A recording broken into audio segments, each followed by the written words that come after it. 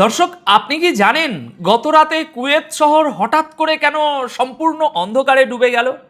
না, এটা কোনো সাধারণ পাওয়ার কাট ছিল না। একটা পুরো দেশ, যাদের তেলের টাকায় কোনো অভাব নেই, তারা হঠাৎ করে সম্পূর্ণ ব্ল্যাক আউটে চলে গেল। কেন? কারণ পর্দার আড়ালে এমন একটা ভূরাজনৈতিক দাবার চাল খেলা হয়েছে, যা পুরো পশ্চিমা বিশ্বকে এই মুহূর্তে কাঁপিয়ে দিচ্ছে। আপনারা হয়তো সকাল থেকেই ব্রেকিং নিউজ দেখছেন টিভিতে যে আমেরিকা আবার ইরানের উপর একটা ভয়াবহ হামলা শুরু করে দিয়েছে। পশ্চিমা মিডিয়া আপনাকে গলা ফাটিয়ে বলছে যে ইরান নাকি নিরীহ বাণিজ্যিক জাহাজের উপর হামলা করেছিল, আর আমেরিকা গ্লোবাল পুলিশ হিসাবে জাস্টিস দিতে গেছে সেখানে। আজকের এই বিশেষ প্রতিবেদনে আপনারা দেখবেন খুব গুরুত্বপূর্ণ কিছু খবর। কেন আমেরিকা তড়িঘড়ি করে মাত্র 20 দিন আগে করা একটা চুক্তি বা MOU ভেঙে দিল? কেন তারা টার্গেট করলো ইরানের স্পিড বোটগুলোকে? আর ভিডিওর শেষে আমি আপনাদের সেই আসল কারণটা একদম লজিক দিয়ে বুঝিয়ে দেব, যা শুনলে আপনারা বুঝতে পারবেন আমেরিকা আসলে এই মুহূর্তে কতটা ডেসপারেট আর ভয়ঙ্কর একটা ফাঁদে পা দিয়েছে। কিন্তু তার আগে আমাদের বুঝতে হবে গত কয়েক ঘন্টায় মিডল ইস্টে আসলে কি ঘটে গেল। দেখুন, আমি বারবার বলি, আন্তর্জাতিক রাজনীতিতে যা দেখানো হয় আসল ঘটনা তার চেয়ে সম্পূর্ণ আলাদা হয়। পশ্চিমা বিশ্ব সবসময় একটা ন্যারেটিভ তৈরি করে যাতে তাদের আগ্রাসনকে জাস্টিফাই করা যায়, আর ঠিক এটাই ঘটেছে আজ 8ই জুলাই 2026 তারিখে। 8ই জুলাই ভোর রাত ঠিক 3টের সময় যখন পুরো বিশ্ব ঘুমাচ্ছে, তখন আমেরিকা ইরানের বিরুদ্ধে একটা বিশাল বড় মিলিটারি অপারেশন শুরু করে দিল। আপনি শুনলে অবাক হবেন যে এই হামলার খবর কোনো লিক হওয়া সোর্স থেকে আসেনি। খোদ আমেরিকার সেন্ট্রাল কমান্ড, যাকে আমরা সেন্টকম বলি, তারা নির্লজ্জের মতো সোশ্যাল মিডিয়ায় পোস্ট করে এই হামলার কথা স্বীকার করেছে যে আমরাই করেছি। তারা বুক ফুলিয়ে বলছে যে ইরানের একাধিক স্ট্র্যাটেজিক পয়েন্টে তারা অত্যন্ত শক্তিশালী স্ট্রাইক করেছে। কেন করেছে? যাতে ইরানকে চরম মূল্য চোকাতে হয়। দর্শক, এখানে একটা জিনিস একটু মনোযোগ দিয়ে বুঝুন আপনি। আমেরিকা দাবি করছে যে তাদের এই হামলা হলো একটা জবাব। কিসের জবাব?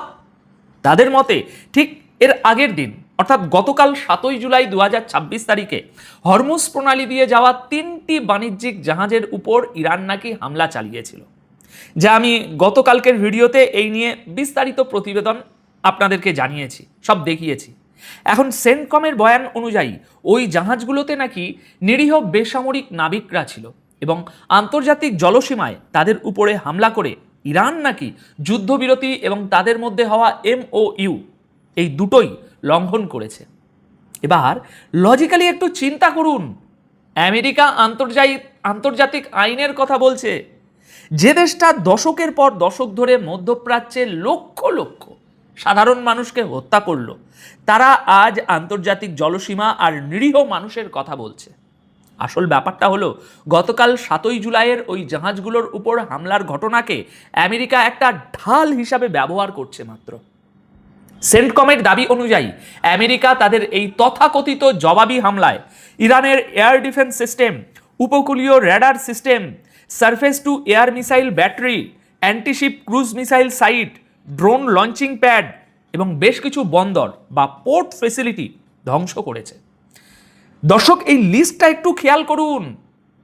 একটা বাণিজ্যিক জাহাজে হামলার বদলা নিতে কেউ কি এতগুলো স্ট্র্যাটেজিক কোর পয়েন্টে একযোগে হামলা করে? পরিষ্কার বোঝা যাচ্ছে আমেরিকার উদ্দেশ্য কোনো জাহাজের বদলা নেওয়া ছিল না, বরং তাদের মূল টার্গেট ছিল হরমুজ প্রণালীর উপর থেকে ইরানের সামরিক আধিপত্য ধ্বংস করা এবং ইরানের সামগ্রিক মিলিটারি সক্ষমতাকে ক্ষতি করে দেওয়া। দর্শক, আমরা যদি আরও একটু গভীরে যাই তাহলে দেখতে পাবো হামলার পরপরই ইরানের অত্যন্ত গুরুত্বপূর্ণ কিছু এলাকা থেকে ভয়াবহ বিস্ফোরণের খবর আসতে শুরু করে। ইরানের সরকারি মিডিয়ার রিপোর্ট অনুযায়ী হরমুজ প্রণালীর সবচেয়ে স্ট্র্যাটেজিক পয়েন্টগুলোর একটি হলো কেশম আইল্যান্ড। সেখানে অন্তত 6টা বিকট বিস্ফোরণের শব্দ শোনা গেছে, দেখছেন তো? শুধু তাই নয়, সিরিক বন্দরের আশেপাশে অন্তত 7টি বড়সড় ধামাকা হয়েছে। আর সবচেয়ে বড় খবরটা এসেছে বন্দর আব্বাস থেকে। বন্দর আব্বাসের শহীদ হাক্কানি পোর্ট থেকে যে ছবিগুলো সামনে এসেছে তা রীতিমতো শিউরে ওঠার মতো। এই বন্দর আব্বাসে 20টিরও বেশি স্ট্রাইক করা হয়েছে। এই বন্দরটা অন্তত 3বার টার্গেট করে এই বন্দরে বোমাবর্ষণ করেছে আমেরিকান এয়ারফোর্স এবং নেভি। বন্দর আব্বাস শহরের পূর্ব এবং পশ্চিম উভয় দিক থেকেই একের পর এক বিস্ফোরণের শব্দ পাওয়া গেছে। কিছু রিপোর্টে বলা হচ্ছে কমার্শিয়াল এবং ফিশিং জেটগুলোতেও প্রজেক্টাইল এসে পড়েছে। অর্থাৎ আমেরিকা শুধু মিলিটারি টার্গেটেই থামেনি, তারা ইরানের অর্থনৈতিক এবং সাধারণ অবকাঠামোর উপরেও আঘাত এনেছে। এটাই হলো পশ্চিমাদের ডাবল স্ট্যান্ডার্ড। মুখে তারা সাধারণ মানুষের অধিকারের কথা বলে, আর কাজে তারা সাধারণ জেলেদের নৌকাতেও বোমা মারে। রিপোর্ট তো তাই বলছে। দর্শক, এর পরের ঘটনাগুলো আরও বেশি ইন্টারেস্টিং। আজ 8ই জুলাই ভোরবেলা ঠিক 4:45টায় ইরানের বিদেশ মন্ত্রকের তরফ থেকে একটা অত্যন্ত কড়া রিয়াকশন আসে। ইরানের ফরেন মিনিস্ট্রি সরাসরি আমেরিকাকে সমঝোতা সড়ক ভাঙার এই দায়ে অভিযুক্ত করেছে। তারা স্পষ্ট ভাষায় জানিয়ে দিয়েছে যে আমেরিকা ইরানের তেল রপ্তানির উপর যে নিষেধাজ্ঞা শিথিল করেছিল তা একতরফাভাবে প্রত্যাহার করে নিয়ে MOU এর আর্টিকেল 10-এর সরাসরি লঙ্ঘন করেছে আমেরিকা। দর্শক, ভেবে দেখুন, একটা চুক্তিতে সই হওয়ার পর মাত্র 20 দিনও পার হয়নি, আর আমেরিকা তার প্রতিশ্রুতি ভেঙে দিল। ইরানের বিদেশ মন্ত্রক ঠিক এই কথাটাই বলেছে যে এর মাধ্যমে আবারও এটা সরাসরি বিশ্বের সামনে প্রমাণিত হয়ে গেল যে আমেরিকার উপর কোনোভাবেই ভরসা করা যায় না। দেখুন, পশ্চিমাদের এই হিপোক্রেসি নতুন কিছু নয়। তারা চুক্তি করে শুধু নিজেদের সময় কেনার জন্য, আর সুযোগ পেলেই সেই চুক্তির ডাস্টবিনে ছুঁড়ে ফেলে। ইরান পরিষ্কার ভাষায় জানিয়ে দিয়েছে যে আমেরিকা অনেক বড় একটা ভুল করে ফেলেছে এবং এর জবাব হবে অত্যন্ত কঠোর। হয়তো আপনারা যখন এই ভিডিওটি দেখছেন ততক্ষণে ইরানের সেই কঠোর জবাব দেওয়া শুরু হয়ে গেছে, কারণ ইরানের তরফ থেকে জানানো হয়েছে যে তাদের এবারের জবাব হতে চলেছে ইতিহাসের অন্যতম বৃহৎ একটি কাউন্টার অ্যাটাক। এবার আসুন আর একটা গুরুত্বপূর্ণ পয়েন্টে। এই পুরো ঘটনাটা এমন একটা সময়ে ঘটছে যখন ইরানে একটা অত্যন্ত সংবেদনশীল পরিস্থিতি বিরাজ করছে। আপনারা জানেন যে আয়াতুল্লাহ সৈয়দ আলী খামেনির শেষকৃত্যের আনুষ্ঠানিকতা এখন বর্তমানে চলছে এবং তার জানাজা ইরাকে পৌঁছেছে। গত 5 দিন ধরে ইরানে যে বিশাল জনসমুদ্র দেখা যাচ্ছিল সেটা এখন কিছুটা শান্ত। ঠিক এই সুযোগটাই নিয়েছে আমেরিকা। তারা জানতো যে ইরানের ভিতরের পরিস্থিতি এখন শোকহত এবং কিছুটা হলেও একটা ট্রানজিশনাল ফেজের মধ্যে দিয়ে যাচ্ছে তারা। পশ্চিমা বিশ্ব সবসময় এভাবেই পিছন থেকে ছুরি মারে, তারা কখনোই সামনাসামনি লড়তে আসে না। কিন্তু আসল খেলাটা এখানে নয়, আসল খেলাটা চলছে হরমুজ প্রণালীর জলে। আপনারা যদি লক্ষ্য করেন তাহলে দেখবেন আমেরিকা এই হামলায় ইরানের সিরিক বন্দরে IRGC নেভির যে স্পিড বোট, সেই স্পিড বোটগুলোকে সবচেয়ে বেশি টার্গেট করেছে। স্পিড বোটগুলোতে আগুন লাগার অসংখ্য ছবি সামনে আসছে। কিন্তু কেন এই স্পিড বোটগুলো আমেরিকার কাছে এত ভয়ের কারণ? এর কারণ হলো IRGC পশ্চিমা নৌবাহিনীর মতো এত বিশাল বিশাল এয়ারক্রাফট ক্যারিয়ার নিয়ে ঘোরে না। তারা ব্যবহার করে অ্যাসিমেট্রিক ওয়ারফেয়ার কৌশল। তাদের ছোট, অত্যন্ত দ্রুতগামী এবং মিসাইল সজ্জিত এই যে স্পিডবোট, এই স্পিডবোটগুলো যখন একসাথে ঝাঁক বেঁধে কোনো বড় যুদ্ধজাহাজের দিকে তেড়ে যায় তখন আমেরিকার কোটি কোটি ডলারের ডিফেন্স সিস্টেমও অকেজো হয়ে পড়ে। আমেরিকা খুব ভালো করেই জানে যে হরমুজ প্রণালীতে যদি IRGCর এই স্পিডবোটগুলো অ্যাক্টিভ থাকে তাহলে আমেরিকার কোনো যুদ্ধজাহাজ সেখানে টিকতে পারবে না। আর ঠিক এই কারণেই এই হামলাতে তারা অত্যন্ত সুপরিকল্পিতভাবে IRGCর নেভেল ক্যাপাবিলিটি নষ্ট করার চেষ্টা করেছে, যাতে হরমুজ প্রণালীতে ইরান আর খুব বেশি নজরদারি এখন করতে না পারে। সমস্যাটা তো ওখানে।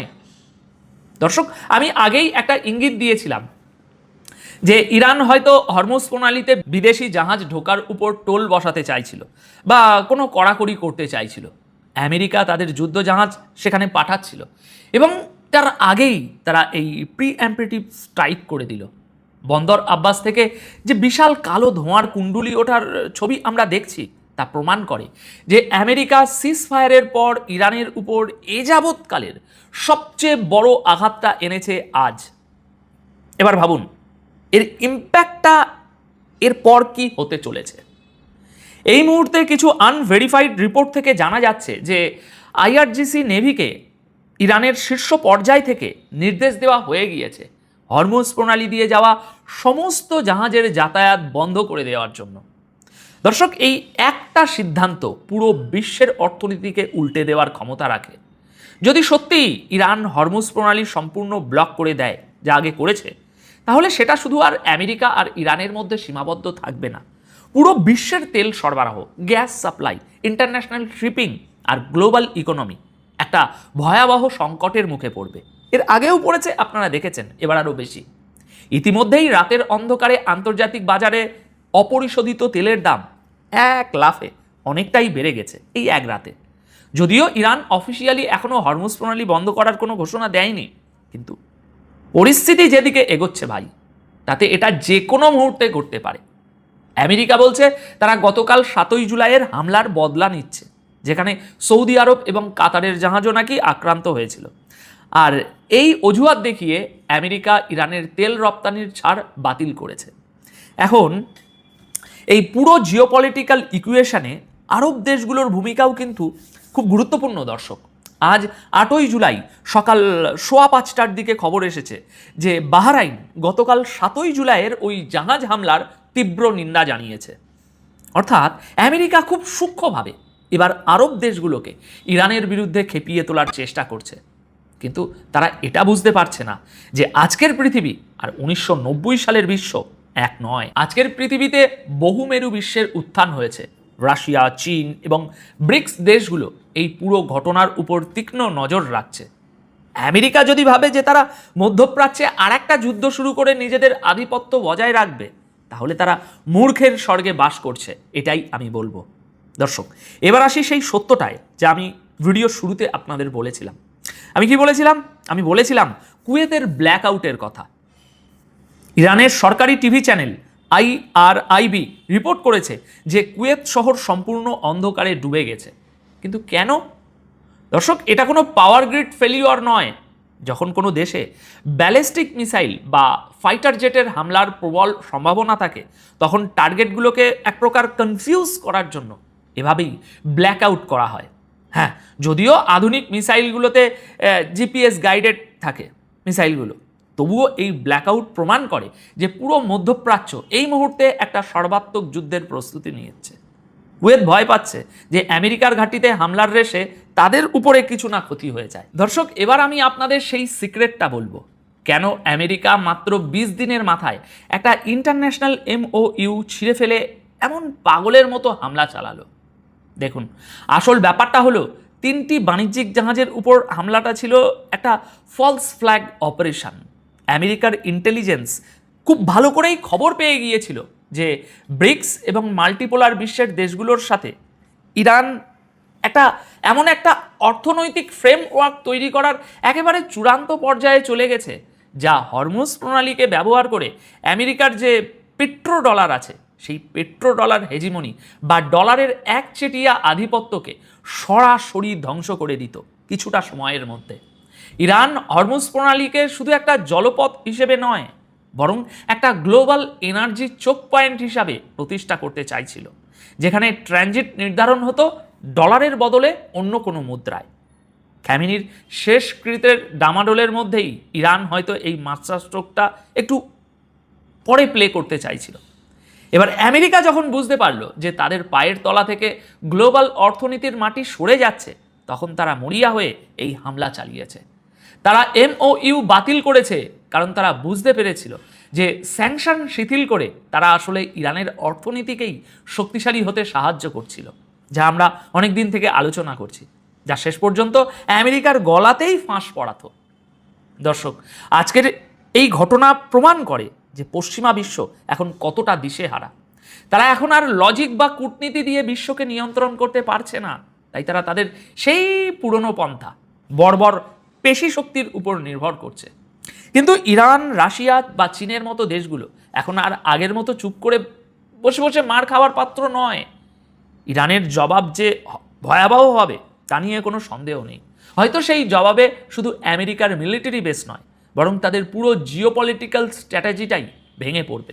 আর আমি আপনাদের এই প্রতিবেদনে একদম নিশ্চিত করে যাচ্ছি যে আর কিছুটা সময় পার হলেই দেখবেন সেই খবর নিয়ে আমিই সবার প্রথম হাজির হয়েছি।